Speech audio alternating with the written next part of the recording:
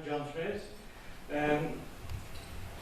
Like many children, my first experience of reading for fun was from comics. For me, the Eagle comic was stunning for the standard of its illustration and its print quality.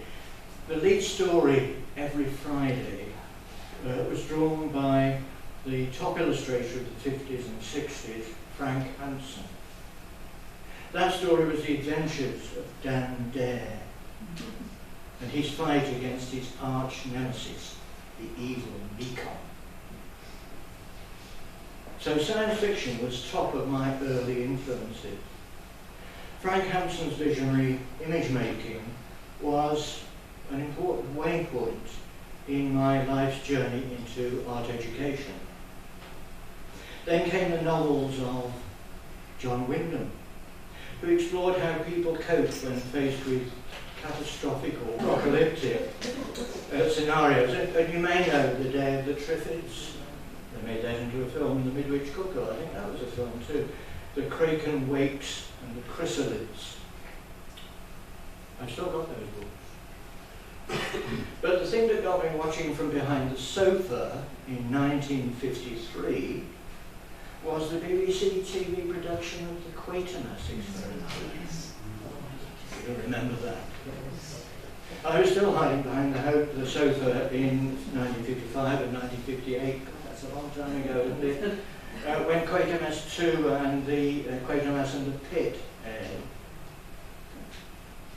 I don't think I've ever quite coped with horror since that, but that scared me. The BBC got me going again in 1975 with the series The Survivors, a plague story that has echoes in the COVID experience of recent years. More recently, my writer of choice has been Stephen King, particularly his epic 7-volume adventure, The Dark Tower, where he creates stories that, for me, are bigger than the books, because the characters and the events stay with you long after you've finished that reading. We've lived in Kirkcudbright now for 21 years, and I've continued my creative endeavours through both writing and photography. My membership of the Stewardship Writers, we're speaking this afternoon, over the past 12 years has given me the confidence in my writing, and I've gained much from the challenges and the critiques that I've been offered. Over the past 6 years I've attended the Writers' Cafe at the Cat Strand in New Galloway, where we meet together for word ceilidhs and for poetry walks. Poetry is something that I'd not previously considered, and it was a new challenge, a new beginning for me. And my first poetry book, the advert, the commercial point, my first poetry book, Galloway, A Sense of Place, is an outcome of those experiences. I just have to wave it around. And I'm going to be reading from that shortly. All right, got the pen.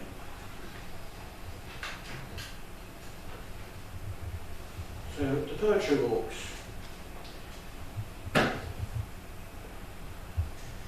Poetry walks I've been on have all been in the Ken D catchment, and they've been supported by Ken Words and run by Jane Macbeth. Some of you may know Jane, some of you may have heard of the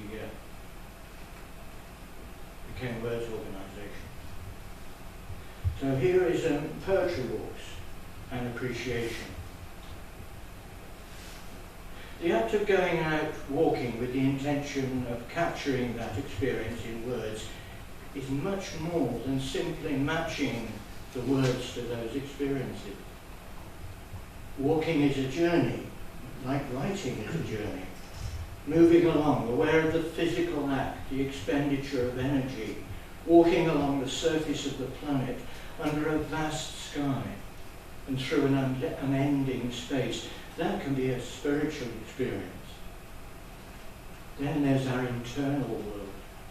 That can be as vast as the external one. Inevitably, our concerns and feelings start to frame the experience once we start on a poetry walk. When we walked on a day when war was destroying people's lives in Ukraine, and then a Spitfire droned overhead across the Glen Kenneth, we were all quite astonished at that. That set the theme for later writing. You'll hear from that in a few minutes.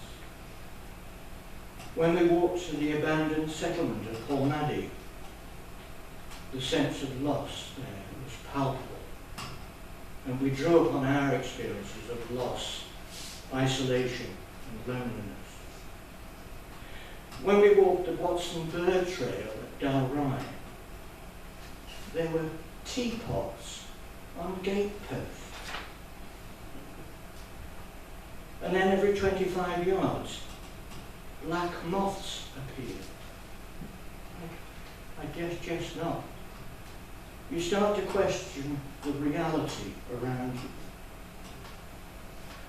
So, when in the middle of social isolation, I'm high in the hills above Dalrye, and I hear the roar and drone of boy racers in the town streets far below, the anger that I was feeling already on that day burst over into slightly angry writing. So here are a few verses from Waterside Hill. Sad and isolated days in the year of the plague and the hope of company along the southern upland way. The scale of wind-blown grasses, fidgeting insects, and that grand sweep of mountain.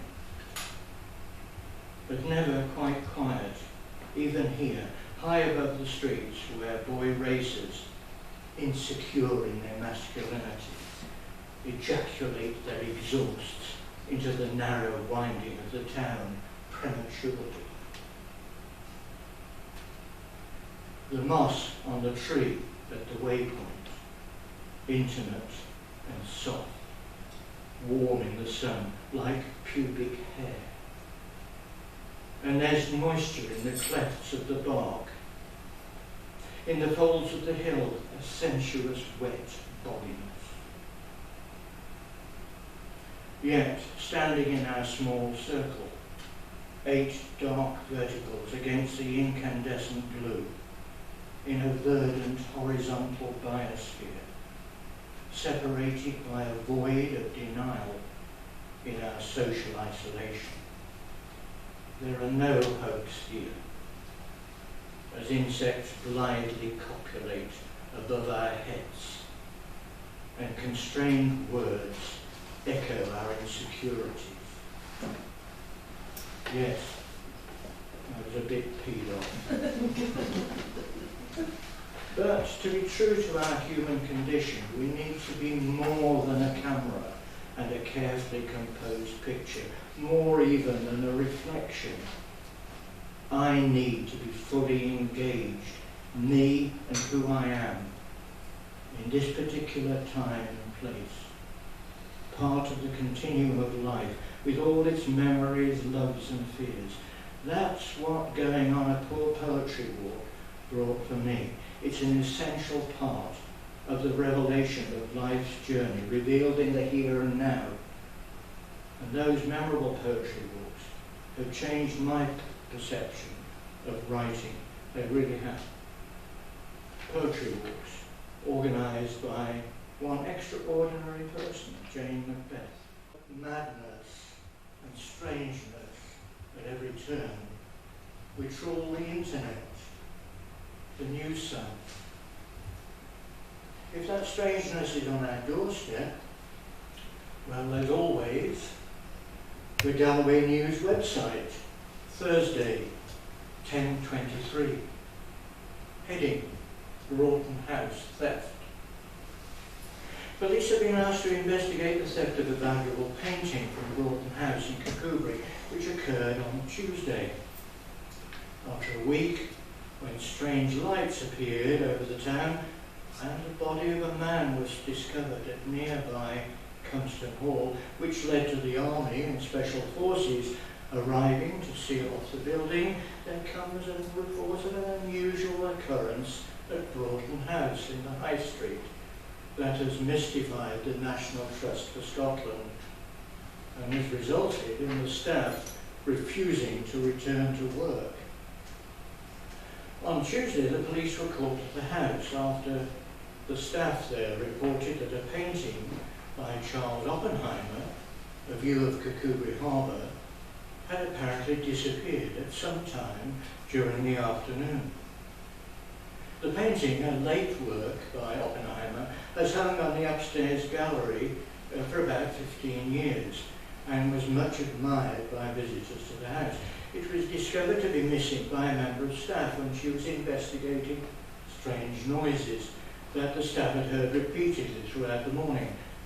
Barbara Henderson, who was the first to discover the disappearance of the painting, refused to confirm that furniture on the first floor had been repeatedly moved when no one was in the room, and that strange voices had been heard around the house. The police have been checking CCTV recordings, and we've been told that those recordings have been sent to a specialist company in London for analysis. Two visitors to Broughton House on Tuesday, who were interviewed by the police, are currently undergoing treatment at Glasgow. The National Trust for Scotland has decided to close the house while investigations are ongoing. Detective Chief Inspector Ian Franklin from Glasgow has taken charge of the case after members of the Dumfries force were assigned to other duties on Thursday morning. No reason was given for this. When our reporter approached DCI Franklin to inquire whether the two visitors were likely to be charged over the theft, he was asked to leave the scene. A reporter from The Guardian, who was also in attendance at Broughton House on Thursday morning, was overheard asking whether they were linking the investigation to the alleged disappearance of paintings from the Scottish National Gallery, an issue which does not seem to have been reported in the media. The reporter was later driven away by the police. On social media, the hashtag Broughton House Ghost has gone viral on Facebook, with what appear to be first-hand descriptions of furniture being dragged across floors and books flying out of bookshelves. The local minister contacted us on Wednesday to say that he'd been asked if he knew anyone in their church who could conduct exorcism. We believe the request had come from the police. In these strange times, we are loath to report on unsubstantiated evidence, but we have been sent what appears to be a leaked document that contains details of secret reports of satellite communications over the UK, which specifically refers to Cunston Hall and to strange transmissions that are being investigated by both NASA and GCHQ. As I type this report, our editor is being interviewed by the police, and I can hear him refusing to shut down our website. So, if you're reading this, please copy it and